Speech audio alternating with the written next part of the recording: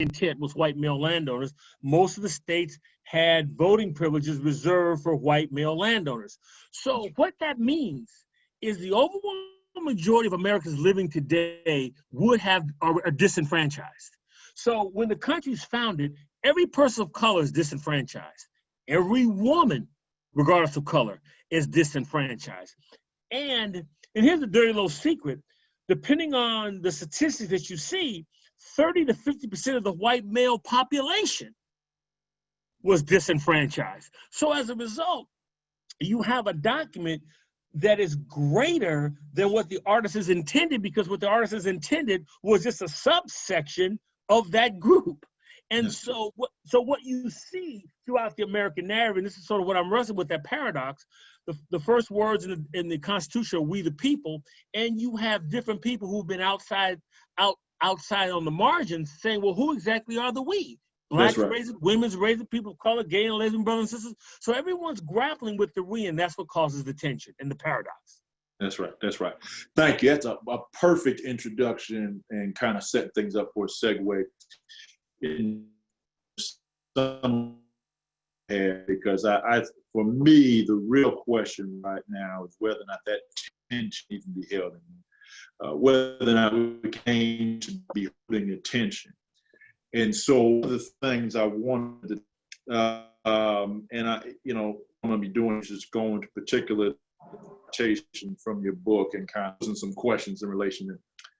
You made the point early on in your book that the Declaration is as radical as we want it to be. It is constrained only by the limits of our vision and our commitment to follow in its radical tradition.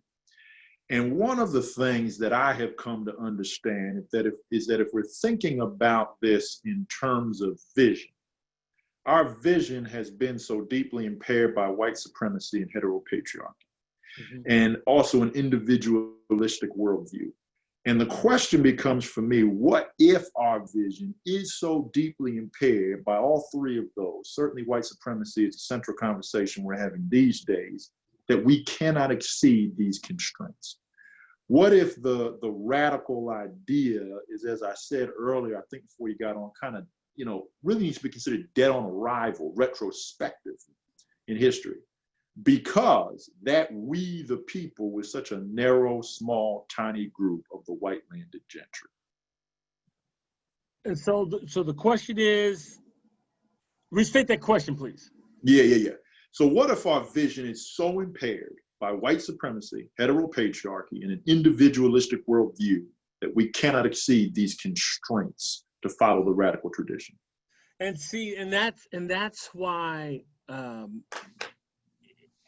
it will take a radicalism beyond what anybody can see.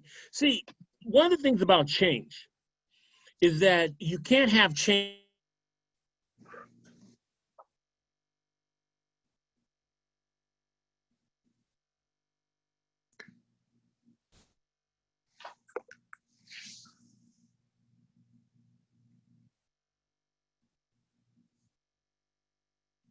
Froze up on my end. It may just be me.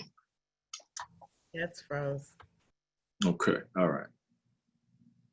That ultimately moved the country. Did I lose Reverend Ford?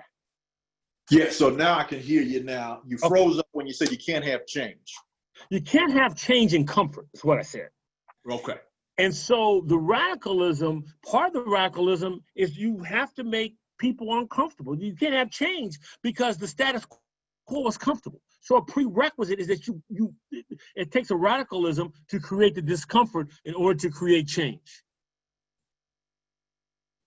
That's Are you still here? That's right. Are you here? Yeah, absolutely. I can hear you. Yeah, absolutely. Okay. So when you think about it, look at the discomfort that was created of civil war. Look at the discomfort that was created for women's suffrage. Look at the discomfort that was created with the civil rights movement, and look at the present moment.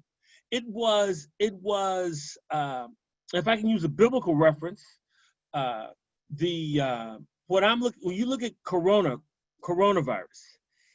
think of it in terms of the Exodus story and a plague. Because the plagues were an attempt to what? Get Pharaoh's attention. That's right. And so because of the coronavirus, we stopped. You know, our everything stopped. And so even created maybe a little self-reflection. So when you saw the police officer on George Floyd's neck, those who are already on the edge about police brutality, that sparked them. But then you had folk who were worried about climate change. And it's like wait, that sparked them. All of a sudden, Colin Kaepernick makes a whole lot more sense. And then you have folk who were still victims of the 2008 recession say, I can't get ahead. This American dream is not my father's American dream or my grandfather's American dream. And it sparked them. And so, you have a whole confluence of things. I mean, think about it like this. Mitt Romney is the senator from the whitest state in the union. That's right. I mean, there's nothing about that. But here's Mitt Romney marching down Pennsylvania Avenue. Senator, why are you here? I'm here because racism needs to end and Black Lives Matter. That's right. So that is the kind of radicalism. And if we get, and so to put a pin in this, we cannot be hamstrung by anyone else's intent. What they may have intended, what the status quo says, because the status quo wants things the way they are. They don't want to be uncomfortable. That's not my issue. That's not my problem. Right. And then finally, as Martin said, all we say to America is be true to what you said on paper. And and so if you can't do that, then you got to be uncomfortable. Yeah. No, I think you're absolutely right. I think part of what I'm grappling with and struggling with in this new moment is whether or not those appeals, going back to Martin King,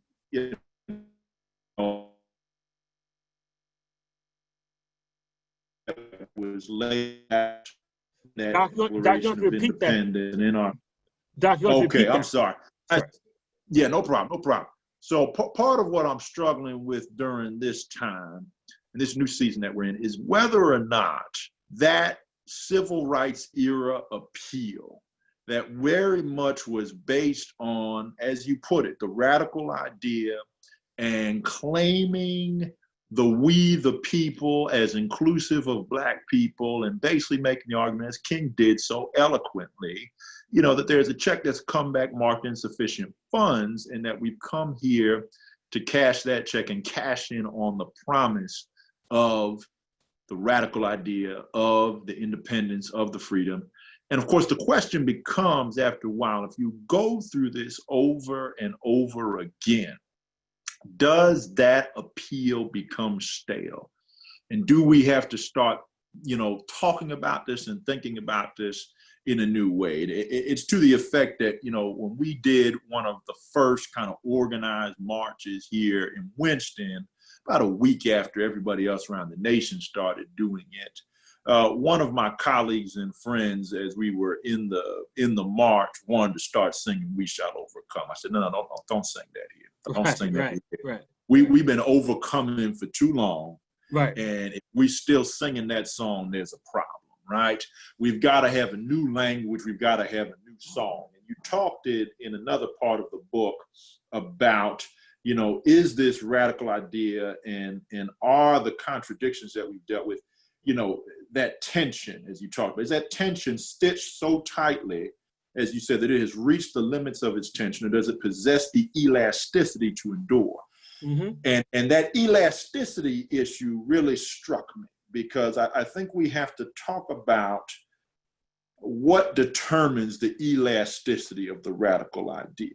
Sure. Is it so elastic that it can just keep on stretching, no matter how many contradictions, no matter how much hypocrisy, no matter how many times we've been through the same conversation, the same set of issues? Can we still call this idea elastic? Or at a certain point, do we need to press the restart button and come up with a new idea? And I think we're saying the same thing. I'm not saying let me be real clear what I'm not saying. What I'm not saying is to slightly rearrange the chairs on the Titanic. Well, Right. you know, once you unleash something that is radical, you can't harness it. You can't control it. You can't control when somebody else comes along in that radical tradition and does something that you over here who are comfortable said, oh, that's too much. Let me give you an example. The founders, actually the Declaration of Independence, second paragraph says, we have a problem. Black Lives Matter says, we have a problem. Declaration of Independence says, we feel the problem needs to be addressed this way. Black Lives Matter says, we feel the problem needs to be addressed this way. Then that paragraph ends with a moral justification for dealing with the problem that way. And I hear Black Lives Matter saying the same thing. So the outcome, the outcome is what it is. And I'm not saying, I don't know what the outcome should be. I don't know what it ought to be, but I know the way we're going cannot last as the country becomes browner and browner. The only way the idea survives, if it must survive in a macro context, because in the micro context, it has morphed into fireworks, a ball game, a hot dog, a picnic, a 3-day weekend, and that's the end. But what I would say to you is that the people I just articulated in Black Lives Matter are just as much in that radical tradition as the Powdered Wig brothers who penned the document. Now, how that comes out, because what we're seeing, one of the things about America that it has an arrested development when it comes to history. And so the subtext I'm sorry, what? No, I hear what you're saying. Go ahead and finish. The subtext of some of the tension is that, remember I said earlier about 30 to 50% of white males are disenfranchised? The key to that was that they were white, so they could always depend on the social construct of whiteness. And what you see now is with a browning of America, the subtext is all these others are infringing on my comfort level. Well, see, and again, the radicalism put in place for pluralism. If you didn't want pluralism, you shouldn't have brought folks over on a forced migration policy. If you didn't want pluralism. That's right. So those are some of the outcomes, that may come out that are beyond my control. But if it changes, that's part of the radical tradition. That's right. Because if we start with white male landowners, look at what we are now. Look at where we're going. So that's still in the tradition. So the outcome, I'm not trying to control what the outcome is. I didn't start this. The Powdered Wig brothers started this. No, that's good. And I'll tell you that as we're talking in this back and forth, I think it's certainly helping me to zero in on where the struggle is that I have with this idea of the radical idea being an idea that's intention. And I think the way that I've always interpreted and understood the appeal during the civil rights era to this idea is that the appeal during the civil rights era was still essentially making a claim that radical ideal that was expressed in the Declaration of Independence was written for us. But again, as King would say, that promissory note simply had not been fulfilled. And I think where I am at this point is saying we need to come to grips with the fact that ideal wasn't written for us. It wasn't written for people that look like you and me. It wasn't written for women. It wasn't written for Black women, certainly. When we talk about layers of oppression, it wasn't written for us because there were people that look like you and me in the country, probably serving those people in Philadelphia as they were drafting this document in the sweltering heat, bringing them whatever cold water or whatever. And they explicitly made this, deal with the devil, as you've alluded to, this compromise to exclude those folks. Now, I think it still can be the case that we can claim that ideal for us. But in a certain sense, it really sounds to me that if we think about it in the way you're framing it, these framers opened up a Pandora's box without realizing it. Absolutely. Without being willing to accept it. Absolutely. Absolutely. As I say, I think it's the 4th chapter. I don't really care what their intent was. Mm-hmm. You know, the example I like to use, Pastor Ford, if I'm standing on your neck right now, and you say, Byron, that hurts. What if I say to you, well, Pastor Ford, I'm not trying to hurt you. Do you care about my intent? That's right. That's right. That's right. No, that's true. Get the knee off my neck, man. No, I don't care what your intent is. What I care about, this is what you said, and everybody operates in that radical tradition. So you created a country to disenfranchise everybody but your group. I mean, it's really Jefferson and his friends. That's right. They got the hookup, and initially, but everybody, we keep pushing, and so some of the tension you see. One of the other things about America is interesting. The premise of liberty and equality. The equality piece is always a la carte. Yeah. You know, so a good example, 15th Amendment is being considered, and then 13th Amendment is being considered to end slavery. Charles Sumner, senator from Massachusetts, wants to put in equality for all.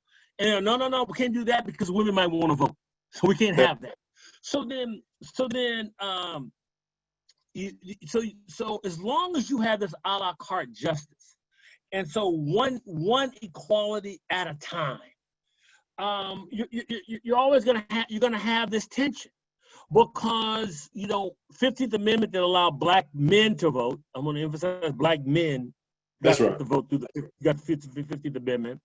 So now what that does, though, that's seductive, because the status quo, look what we did, but now the tension becomes between women and black folk.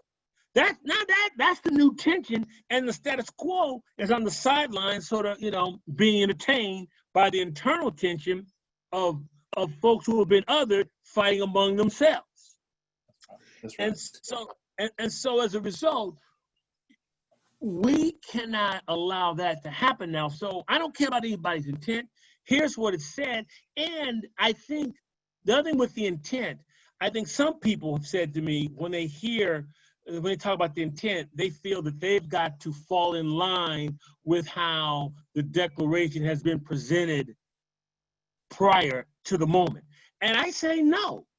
I mean, if the Declaration is what I talked about earlier, about a ball game and fireworks and hot dogs and picnic, I don't have time for that. It's irrelevant to me. Right. I'll go watch caterpillars meet. I do something else. I got something else. So, no, this is good. Let me share this with you, and it kind of follows on the line that we're talking about. This notion, as Chuck so copiously took down in the chat room, as I said, that the framers opened up a Pandora's box without realizing it. And of course, the association of the Pandora's box in terms of the mythology is a negative association. There was an evil that was unleashed and they didn't realize it. Now, of course, that is no doubt how many of them would have viewed it at that time. We are going to view it from a completely different perspective. But you talk a bit in your book about the unfinished American project. And so I want to share with you a reflection and a couple of questions that came out of this, and just kind of see what you think of this and how this can further this conversation. So, and this particular line of thinking and question came up in reference to the passage where you were talking about the Dred Scott decision and how that really betrayed the ideal, some 60, 70 years after it had just been written. And what came out of that for me, I said to myself, so Liz, is the unfinished American project, in fact, the work of redeeming the idea from its own brokenness? And being explicitly theological here, is this the goal of the Christian campaign? Because, of course, the reality is, right, that Christianity has been victimized and captured by the same set of contradictions that the American ideal was captured by. And I just preached this past Sunday that, Trump and them were talking 4 years ago about make America great again. And I would say to everybody now, as we come to this racial reckoning that has really exposed in a way that people probably weren't ready to see before the racist ass of the evangelical Christian community, are we prepared to finally make Christianity great for the first time, right? Because James Cone said years ago, we were working on borrowed theology, working on white man's theology. This was a religion for white people in the way that it operated. Well, I delineate, being a former pastor for 15 years, I delineate, we'll start with this thing called Christianity. Right. In that, I delineate it into two strands. The strand that is the most popularized is one rooted in the empire. That started with Constantine and spread as the Roman Empire spread. They conquered you, you were Christian. Without going off on a tangent, that's empire theology. That's right. That's theology tied to the empire. People say, people like the Boohoo Karl Marx, he said religion is the opiate of the masses, but they don't look at the context and look at what Karl Marx saw. He saw a church doing the bidding of the empire, saying, "No, you're poor right now. Your riches come later." Sound familiar? That's right. That's right. That sermon's been preached a lot of times. That's empire, and most of the Christian churches fall into that empire motif. Yeah, it's empire Christianity. Then on the other side of that strand, for me, are the teachings of Jesus. That's right. That's right. And so when you talk about rebirth, you talk about redemption, you're talking about the teachings of Jesus. And now you're talking about a radical tradition. Mm-hmm. I just had a conversation with some brothers, another Zoom conversation yesterday, and we were having this theological conversation, and they were saying, "Well, we gotta hit, we gotta hit them with the truth." I said, "Well, yeah, but wait a minute. How do you hit them with the truth in a loving way?" See, that's the challenge.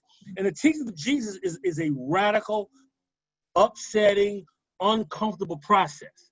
And so empire theology, like the idea, and I'll come back to that, like the idea, empire theology, there's no transformation in that. So to get back to the idea part, if we take the idea of the Declaration, the ideals of the Declaration, and the imperfection of the artisans who created it, it's not going to work. It's the ideals that I'm concerned with. It's the ideals that we take these ideals and then we say, okay, you said this is how we're going, because in the ideal is transformation. See, there's no transformation in the ball game. In the ideal, right. Black Lives Matter, Occupy Wall Street, in the ideal, women's suffrage, in the ideal, that's where the transformation comes. And that's all I'm saying. That's really what I'm saying we focus on is the ideal and not put everything in a one-size-fits-all box. No, that makes sense. That makes sense. Just for those who are watching, we know we started rather late. I think what we're going to do is Byron and I will continue this conversation for about another 5 or 10 minutes, and then we'll open up to questions. Because we do want to give the smaller group that's going to kind of continue with us in the overtime session, so to speak. And I'm here as long as you all need. I'm here as long as you all need me. Sounds good. Sounds good. So let me ask this part, the connections. I like this concept of empire theology. I think you're absolutely right, and it raises, in my mind, the sobering reality, because I often talk about in my preaching that one of the worst things that ever happened to the Jesus movement is it became a church. That when you look at what Jesus, was doing when they was the people of the way, which they were until Antioch, that was a movement that more of its time outside of the church, outside of the temple, moving amongst the people, touching, teaching, healing, than it did inside. And that, of course, for those first few hundred years, that movement was under total persecution. Every one of those people had reason to believe they were going to die a martyr for their faith. Right. And many until Brother Constantine. Right, until Constantine comes along and makes it the state religion. And by doing so, here's the key word that we talk about, makes it safe. Starts making Christianity safe, right? And I just said last Sunday, the moment that the church and the gospel become safe, we've lost our way. We have lost the intention of the radical message of Jesus. Can I jump in right there? Because you just said something I think is really important. Take what you just said, and that's exactly the point of my book. And that's part of it. It's one of the points of my book, and that's what's happened to America. The 4th of July, as it is embraced, is safe. That's right. That's right. It's safe. It's safe. It's safe. No, it's safe. It's safe, and I'm a sucker for that because I've got my own son now singing Lee Greenwood's great song, "I'm Proud to Be an American," where at least I know I'm freaks. I grew up on that song. Of course, we realize the truth behind all of that.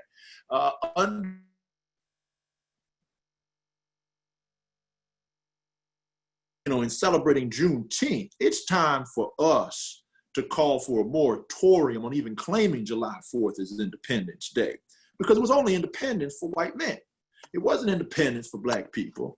It wasn't independence for women. It certainly wasn't independence for American Indians. It was independence for white men. Juneteenth, of course, is our Independence Day. It's when the last slaves, got their word that they were free.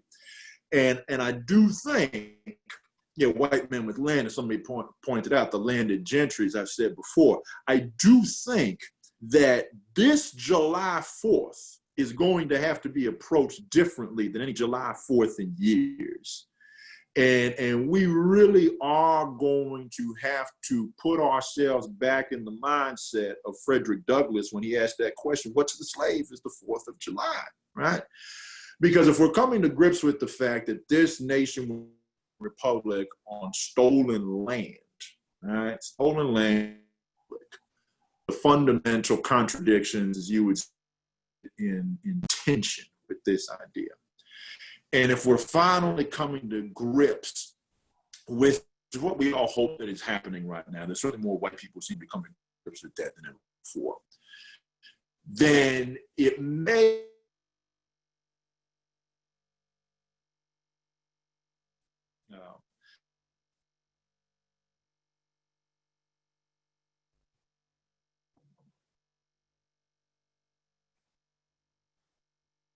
I lost Pastor Ford.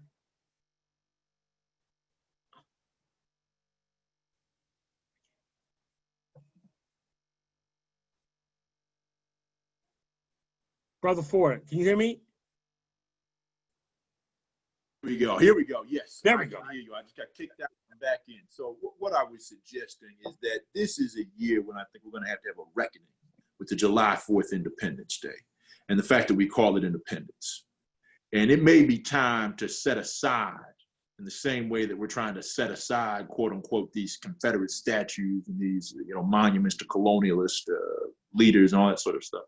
We may have to set aside July 4th as a celebration of America's independence if we're really going to be honest about the fact that it was only independence for the white landed gentry.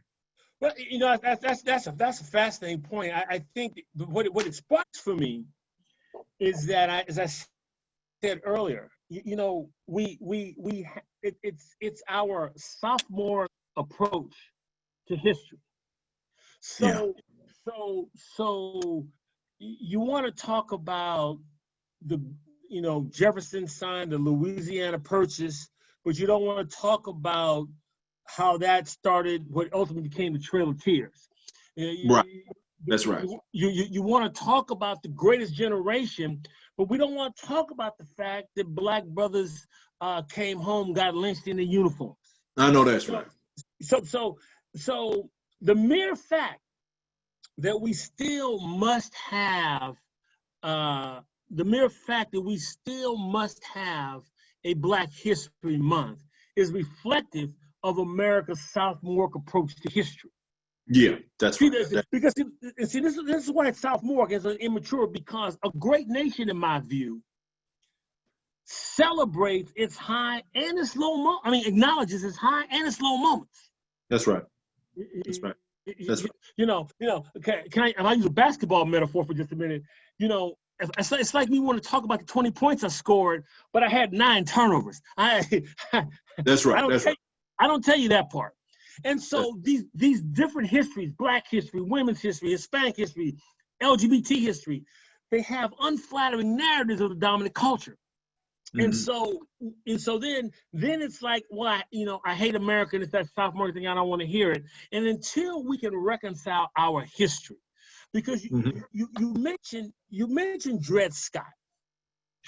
Well, correct me if I'm wrong, but I think when I mentioned Dred Scott, I think it's in the passage where I said, there were like 3 steps. The first step was the sociological step of the social construct of whiteness. So, ergo superiority.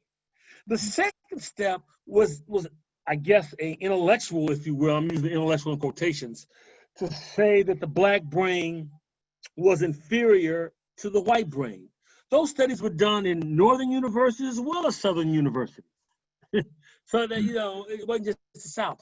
And then the third step is, the opinion that Justice Roger Taney gave in Dred Scott that Black men have no rights and white men are bound to respect. So that's sort of the 3-step process that just says these people aren't human. We can do what we want, and really, if you think about it, what they did was the precursor of what Ralph Ellison articulated in 1952, Invisible Man.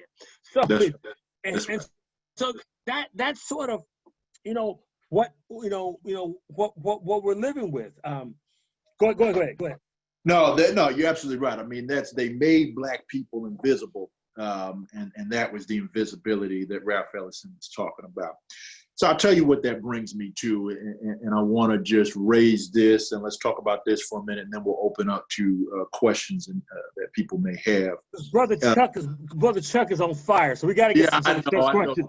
Chuck is always on fire, checking this stuff out. He's one of our great co-conspirators now in this work. So, there's this great verse from Zechariah 9 and 12. I preach it a lot of times. Yeah, I know, when I was getting ready to preach. Then we must be prisoners of hope. That's it. Return. How am I doing, Pastor? How am I doing? You prisoners. Oh, you're doing well, man. And I thought of that when I read, these couple of sentences from somewhat early on in your book where you talked about patriotism embraces dissent. It places the overarching values of the country over the short-term interests of the party. It is a child of hope, right? Yeah.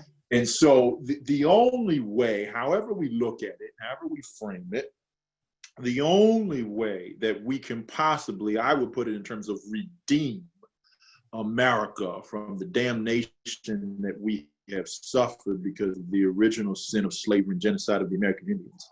The only way that we can move down that path is if we militantly and in a determined and dogged way remain prisoners of hope and refuse to give in to the temptation, to the deep cynicism that has so much evidence, to support. And I was just having this conversation with a colleague and friend earlier today that it's so easy to slip into this almost, I would call it, debilitating cynicism.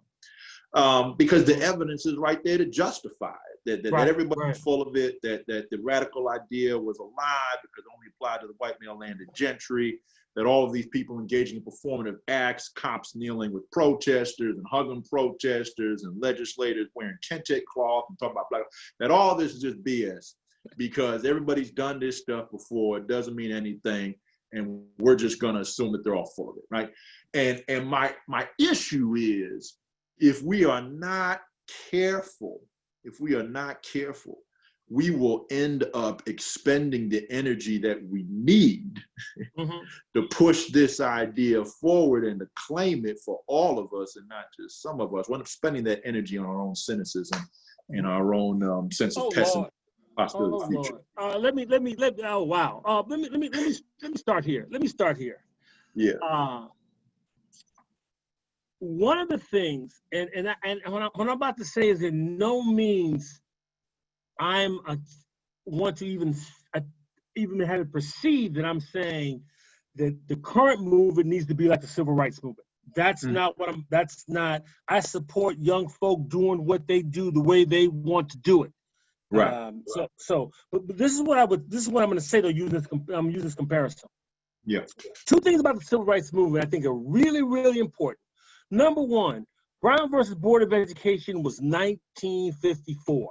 The Voting Rights Act wasn't until 1965, and then the yet to be Poor People's Campaign, because poverty was a logical extension, wasn't until 1968. So, and then with the assassination of King, that's affected the end of the movement. So 13 years since Brown.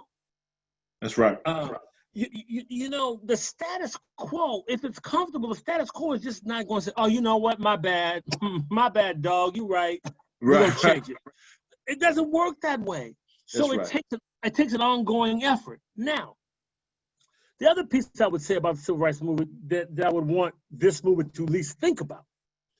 Civil rights movement did not go into action because the 4 little girls were killed, because James Reeb was killed, because Goodwin, Cheney, and Schwerner were killed.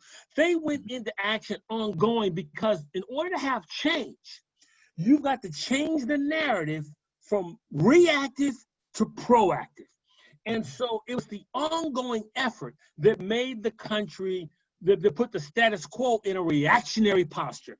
You know, when the police dogs and fire hoses, before that happened, 4% of the country thought civil rights was a national issue. But after the police dogs and fire hoses, overnight Gallup poll, 52% automatically saw it as a national issue. So there has to be a sustained effort. The momentum, I think, because of the plague of COVID and Brother Floyd, the momentum is there.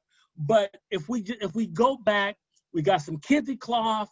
We're gonna tear down a couple of white pictures of white Jesus, put up some black ones, and if that's what we do, and then we go back and then we become outraged the next time it happens. I hate to say that, but somebody right now is going to be the next one. I mean, we know that. But if we're only angry when something happens, then we're not addressing the problem. Because the problem is greater than reacting to an event. And change comes when we put the status quo on the defensive and make them reactive rather than us always being reactive to some absurdity. I think you're absolutely right. And if we only kind of react with this passionate anger when something happens and don't maintain that fuel and that fire, all it does is, of course, some kind of self-fulfilling prophecy in terms of why the cynical people are cynical. So we're just going to be mad for a few minutes, and then we'll go back to the way it always was. You know, just to complicate, I really appreciate your kind of historical context there. You got 13 years between Brown versus Board of Ed and the assassination of King that kind of comes at the tail end of some of the climax of the civil rights movement. Well, let's stretch that out even further, because of course my namesake Paul Robeson was marching against lynching while King was in middle school. Elementary school, was out there marching against lynching and being brought before the House Un-American Activities Committee, when King was just getting started. And so the history stretches back, not to mention the fact that Ella Baker was a generation older than King, and had been born 20, 30 years before King was even on this. And Rosa Parks was the first one to sit on the bus.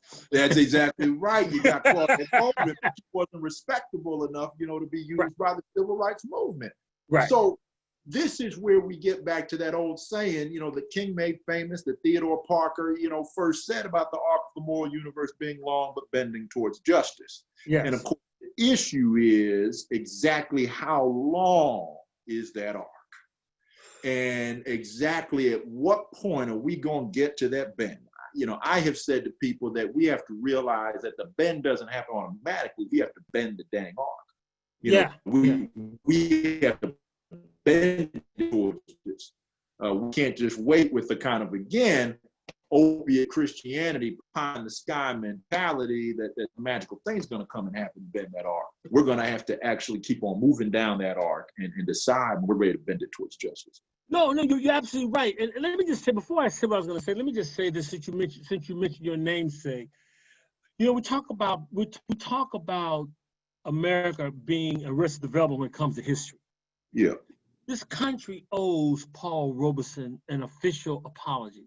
Absolutely. What was done to that man? What was done to that? Okay, you don't like the brother. You don't like what he's saying. Okay, you took his passport. That's right. So I mean, he can't make a living here. Okay, fine. He can't make a living here. He goes up and you take his passport. Come on, man. No, that it's criminal. And the fact is, anyway. The fact is, the Paul Robeson story is not common knowledge because America doesn't have maturity to hear it. That's right. No, yeah. It's not a few bad apples. This is what happened. That's right. It's not a few bad apples. You're absolutely right. And that's what we're coming to grips with. So I'll tell you what, this has been great. I do want to be mindful of our time and open it up right now to questions that folks will have. I think we'll take maybe, for those who are going to stick with us for overtime, I think what we're going to do is take questions for about 10 minutes or so, maybe 15 minutes, depending on how it's going. And then we will end the kind of live session and move into the overtime session to have further conversation. And we'll certainly try to be done by 9 o'clock. All right. So any questions that folks have, and I guess host, you'll have to, unmute people who have questions that they want to ask. I know Brother Chuck got a question. Yeah. Chuck's going to put it in the chat room if he can't get unmuted. You can guarantee that, man. Yeah, put it in the chat. I can see it. Yeah. That's what I was going to say. If you have a question and if you don't want to unmute yourself, then please feel free to put it in the chat. Anybody have any questions they want to offer up for further conversation?